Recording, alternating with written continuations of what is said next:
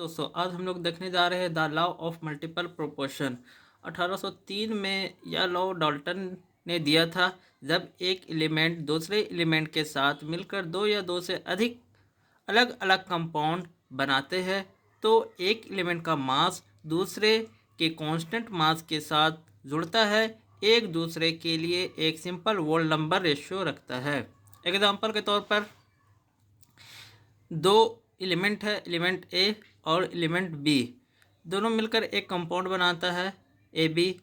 फिर उसी का डिफरेंट टाइप ऑफ कंपाउंड बना रहा है, जैसे A two B, A B two, A three B, A two B.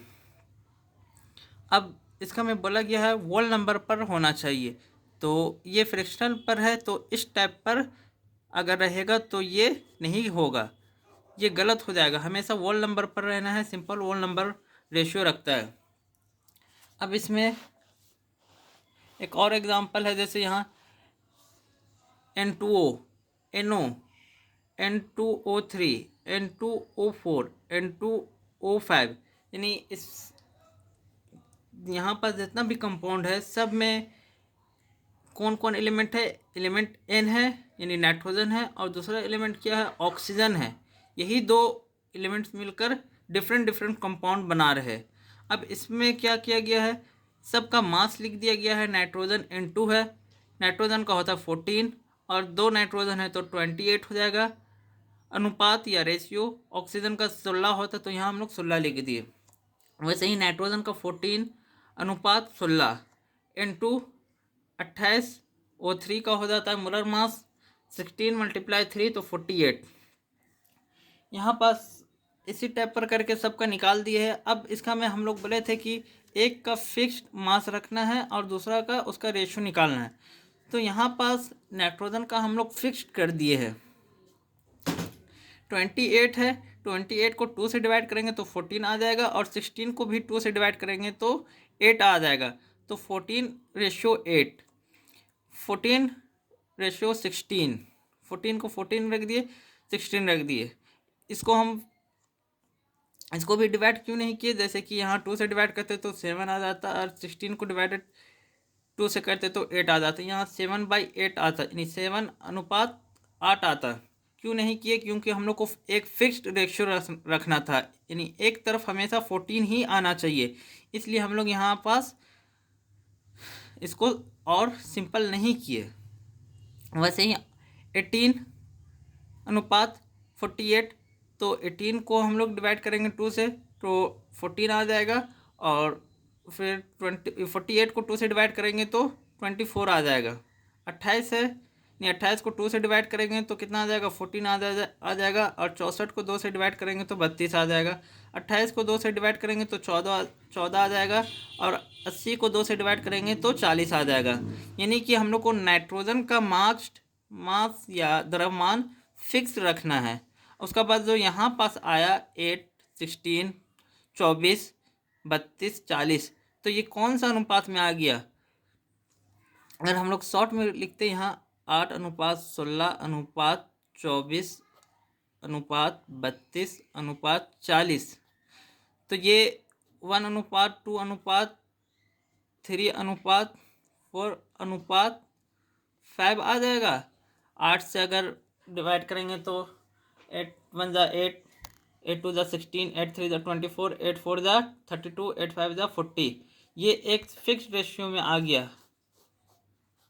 इसी चीज़ को बताता है, कौन बताता है, डाल्टन ने प्रूव किया था। और कौन सा लॉ है, multiple proportion, the law of multiple proportion. और एग्जांपल देख लेते हैं, जैसे यहाँ दो एलिमेंट है, सल्फर है प्लस ऑक्सीजन है, मिलकर कंपाउंड बनाया SO2 और SO3। सल्फर का मोलर मास 32 होता है तो 32 ग्राम, यहाँ भी सल्फर एक ही है तो 32 ग्राम हो गया। ऑक्सीजन 2 है तो एक ऑक्सीजन का मोलर मास 16 होता है, तो 2 ऑक्सीजन का मोलर मास कितना होगा, 32 होगा, तो 32 ग्राम हो गया। और 3 ऑक्सीजन है, यानी 3 ऑक्सीजन है, तो 16 × 3 तो 48 आ गया। जब इसको हम लोग उसी टाइप पर करेंगे तो कितना हो जाएगा, 2:3 निकल जाएगा। यहाँ भी देखिए 2:3 है, तो यहाँ भी 2:3 निकल जाएगा। अब इसी पर बेस्ड क्वेश्चन देख लेते हैं जो नीट में और सीयूटी में आ सकता है या आया है। Nitrogen forms 5 stable oxide with oxygen. The formula N2O, NO, N2O3, N2O4, N2O5। The formation of this oxide explain is fully. यानी कि इसमें दे दिया गया है नाइट्रोजन का 5 स्टेबल ऑक्साइड का साथ, जो अभी हम लोग यहाँ पास किए ये क्वेश्चन तो देखिए वही चीज़ यहाँ पास हम लोग बताया है। नाइट्रोजन का 5 कंपाउंड है N2O NO, वैसे ही 5 कंपाउंड है। और इसमें बोल रहा है कि नाइट्रोजन, इसमें क्या बोल रहा है, नाइट्रोजन को स्टेबल कर दिया गया है ऑक्साइड का साथ। तो फिर ये कौन सा लॉ को दर्शाएगा, तो लॉ ऑफ मल्टीपल प्रोपोर्शन। फिर नेक्स्ट क्वेश्चन है the law of multiple proportion is illustrated bye. तो यहाँ पास कार्बन मोनोडाइऑक्साइड है और दूसरा क्या है, कार्बन डाइऑक्साइड है, पोटेशियम ब्रोमाइड है एंड पोटेशियम क्लोराइड है, और कैल्शियम हाइड्रोक्साइड है, और क्या है, बेरियम हाइड्रोक्साइड, और क्या है, वाटर है, हेवी वाटर है। तो इसमें कौन सा पूछ रहा है, कौन सा इसमें लॉ ऑफ मल्टीपल प्रोपोर्शन होगा। तो कार्बन है, सेम एलिमेंट्स रहना चाहिए।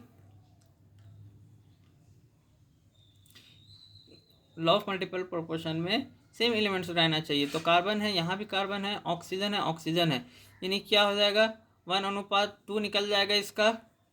अब देखिए यहाँ पास जो एलिमेंट है डिफरेंट डिफरेंट एलिमेंट है। यहाँ पर पोटेशियम आ गया और यहाँ पास क्या आ गया, पोटेशियम ब्रोमाइड आ गया, और यहाँ क्या आ गया, पोटेशियम क्लोराइड, यहाँ क्लोरीन आ गया, यहाँ ब्रोमीन आ गया। तो ये डिफरेंट हो गया, ये भी नहीं होगा।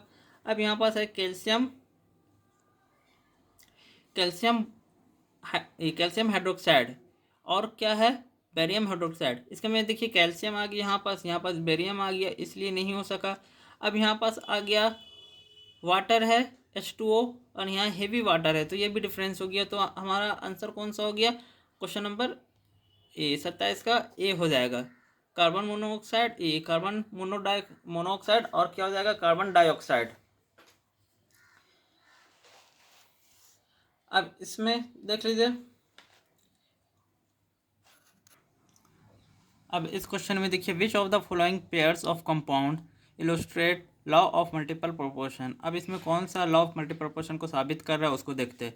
यहाँ पास पोटेशियम है, यहाँ भी पोटेशियम है, बट यहाँ क्लोरीन आ गया, यहाँ ब्रोमीन आ गया, तो डिफरेंट हो गया, तो ये नहीं होगा। अब यहाँ H2O है, यहाँ हेवी वाटर है D2O, ये भी नहीं होगा। KOH, और यहाँ क्या है, S सीजियम है, और OH है, यानी ऑक्सीजन है, हाइड्रोजन है, तो ये भी नहीं होगा। इथेन है, इथेन का फार्मूला क्या होता है, C2H6, और क्या है, बेंजीन, बेंजीन का क्या होता है, C6H6। तो इसमें क्या हो जाएगा, इसमें दोनों एलिमेंट सेम है, तो हमारा आंसर डी हो जाएगा। इसमें हाइड्रोजन फिक्स्ड कर दिया गया है और कार्बन का रेशियो चेंज है, 1:3 आएगा कार्बन का। तो सेम एलिमेंट्स है, सेम एलिमेंट्स किस पर बेस्ड रहता है, लॉ ऑफ मल्टीपल प्रोपोर्शन। अब लास्ट क्वेश्चन है, element X form 5 stable oxide with oxygen. The formula of H2O, XO, H2O3, H2O4, H2O5। The formation of this oxide explain. Same question है जो अभी question number हम लोग 26 में किए। Question number 26 में किए क्या था, नाइट्रोजन 5 स्टेबल ऑक्साइड था, इसमें नाइट्रोजन था, इसमें नाइट्रोजन फिक्स था, ऑक्सीजन का चेंज हो रहा था मास, जो कि हम लोग का रेशो नहीं कर रहा था 1:2:3। बस उसी टाइप पर यहाँ भी है, ऑक्सीजन का इसमें X जो एलिमेंट्स है उसको स्टेबल रखा गया है, और ऑक्सीजन है इसका वेरी करेगा, कितना वेरी करेगा, 1:2:3:4। सेम इसी टाइप पर बनेगा, सेम इसी टाइप पर बनेगा ये भी। तो इसमें कौन सा हो जाएगा? Law of multiple proportion. Thank you.